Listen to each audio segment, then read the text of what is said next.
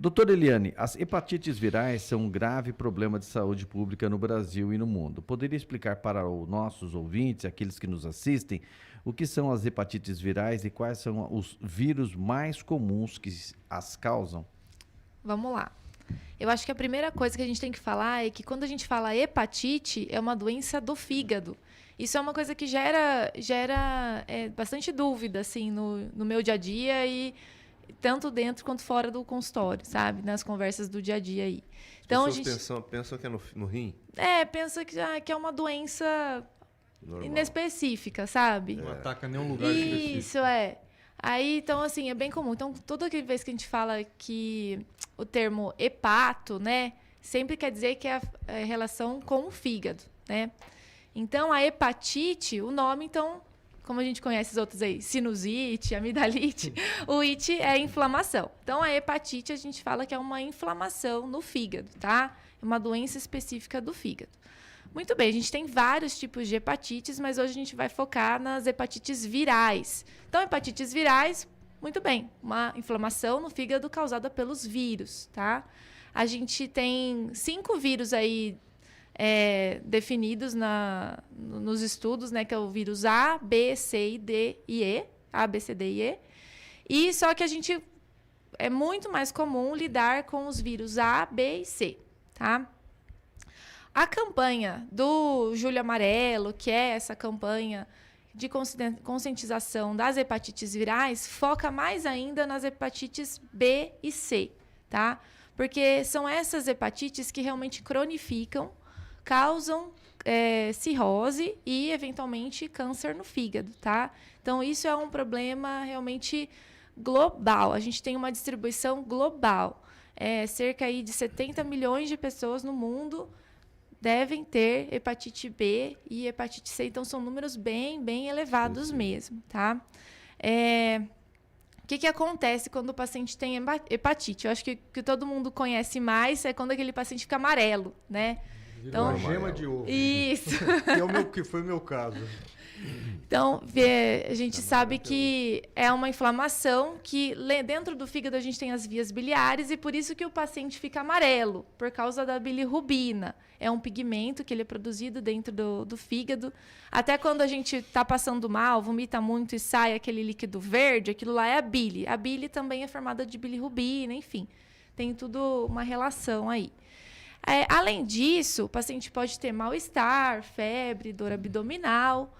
Só que muitas vezes o paciente às vezes não tem nada disso. É uma doença silenciosa. E aí que está o problema. Ele está infectado pelo vírus, a doença está progredindo e ninguém percebe, a não ser que se faça um exame de rastreio, tá? A hepatite A, que é a hepatite também que é muito comum, ela é transmitida principalmente por alimentos contaminados, água contaminada. Essa não é um grande problema, porque ela não se torna uma doença crônica. Ela é uma doença aguda e o próprio corpo consegue resolver, né? Então, às vezes, o paciente também tem diarreia, vômito, né? Uma doença aí, como se fosse essa famosa virose, né? Que o pessoal vai no pronto-socorro tratar.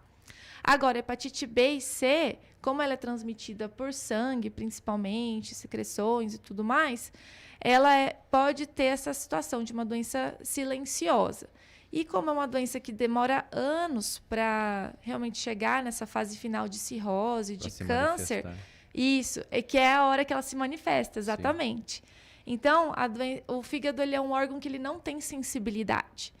Então, tudo que acontece lá dentro dele, a gente não sente, a não ser quando ocorrem as complicações. Que aí ele deixa de funcionar e acaba ocasionando outros sintomas. Exato. Aí tem várias complicações, né? Que a gente vê que é aquela famosa barriga d'água, que o paciente fica com a barriga cheia de líquido, né? É por causa de cirrose, por exemplo. Ou então pode vomitar sangue, né? Pode, inclusive, ter o câncer do fígado. Tudo isso pode estar relacionado com essa infecção dos vírus B e C, principalmente. Bom, pelo que a senhora está falando, a gente percebe, é claro, né, a prevenção, o preventivo, ele é eficaz dentro da medicina.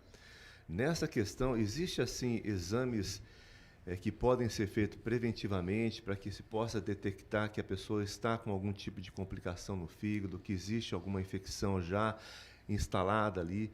Porque, como ele é um órgão que não tem sensibilidade, a pessoa percebe quando começa, como a senhora disse, a sentir outros sintomas que acaba dificultando o funcionamento de outros órgãos. Isso. Né? E aí a pessoa descobre, muitas das vezes, a pessoa descobre que já está com cirrose. É verdade. E a cirrose não tem cura. Ela é uma doença crônica ou há cura para a cirrose? A cirrose, ela Existem é... vários tipos também. Cirrose Isso. hepática, né? Isso, a cirrose hepática, né? Porque é essa fase final de uma doença do fígado, tá? E a gente tem várias doenças do fígado que vão chegar à cirrose. O que acontece? Vamos supor, no caso das hepatites virais. O paciente ele se contaminou lá com o vírus da hepatite C. A gente sabe que o vírus da hepatite C realmente a maior parte dos pacientes que se contaminam, eles vão ter essa doença crônica, o corpo ele não consegue produzir anticorpos para combater. Então, aquele vírus vai ficar instalado lá no fígado, né? Ele tem uma atração pelo fígado, então ele vai se instalar lá. E aí, ele vai produzir uma agressão ali dentro. É uma inflamação bem discreta, tanto que não tem sintomas e tudo mais. Isso, ao longo dos anos, vai formando dentro do fígado cicatrizes. São microcicatrizes.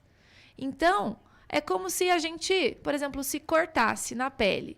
A pele nunca volta ao normal, né? Lá no fígado vai acontecendo a mesma coisa. Então, fica aquela cicatriz lá dentro. São microscópicos. Isso. Com o tempo, justamente isso. O fígado ele vai ficando com tantas cicatrizes que ele fica endurecido. Então, ele tem essas traves, né, de cicatrizes, que vai deixar ele endurecido e vai chegar, então, a deformar o fígado. Então, ao invés... Tem muita gente que acha que quando está cirrose, o fígado está com cirrose, o fígado está derretendo. Eu já vi isso. Mas, na verdade, não. É o contrário. Ele está endurecido, tá? De tantas cicatrizes. Quando a gente chega nessa fase, a gente não consegue mais reverter essa situação. Então, depois dessa cicatriz lá dentro do fígado, a gente não consegue reverter. Né? Então, como você me perguntou, cirrose tem cura? Não. Mas, nessa fase da cirrose, não é uma doença que não tem mais nada para fazer. Pelo contrário, tem muita coisa para fazer. Exatamente. Primeira coisa, a gente identificar a causa. Eu citei aqui o exemplo da hepatite C, mas a gente tem outras causas também. Uma bem conhecida é o álcool, né? Então, o paciente que faz aí uma ingesta de álcool que não precisa ser alta, mas por um tempo prolongado e constantemente, e aí ele já pode, sim, evoluir com doença do fígado. Aí tem outras doenças também. Por exemplo... A cerveja não é tão preocupante. A última vez que nós estivemos com a doutora numa palestra... com essa informação aqui. Eu, pelo menos, eu não bebo. Eu bebo, assim, uma latinha de cerveja numa sexta-feira e ainda divido com a minha esposa. Eu não tenho hábito de beber, tá? Mas preocupou um pouco aqui as pessoas que estão presentes. Os ouvintes que estão nos E os ouvintes também, será? O que acontece é o seguinte, a gente sabe aí que de 30 a 60 gramas de álcool por dia, ao longo de 5 anos, vai causar algum grau de doença. Como que a gente quantifica isso? Converte isso em latinha, dá quanto? Exato, doutora? então, essa é a conta. Cada latinha de cerveja, vamos por aí 350 ml de cerveja, tem de 10 a 12 gramas de álcool. Então, basta aí umas 3 latinhas, principalmente para a mulher que é mais suscetível também, ao longo desse tempo, por dia, já desenvolve uma doença do fígado. Doses abaixo disso, a gente não consegue falar que é uma dose segura, mas estabelecido pela literatura médica, acima dessa isso dose... também depende do organismo das pessoas. Sim, tem pessoas que são mais sem constitutivas, dúvida. outras não, né? Sem dúvida. Só para comparar as outras bebidas... menos preocupados. Só para comparar com as outras bebidas, então, uma latinha de cerveja, 350 ml, equivale a 100 ml de vinho e a uma dose de destilado, 50 ml. Tá?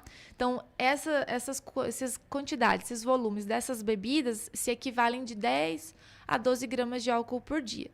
Claro que, como você falou, não é todo mundo que vai desenvolver tudo isso de problema. Tá? A gente tem fatores genéticos e outros fatores ambientais também que vão influenciar. Mas, apesar das pessoas não chegarem no grau de cirrose ou câncer ou outras coisas, essas pessoas que têm essa ingesta de álcool aí direto, acaba que desenvolve pelo menos aquela gordurinha no fígado. Que aí eu vou falar também. Ou seja, com moderação, não é? Beba com moderação. É, né? sempre. Com moderação. Eu não posso recomendar beber. Claro, claro. Mas aqueles que nos ouvem, Mas que estão nos assistindo, que seja com moderação.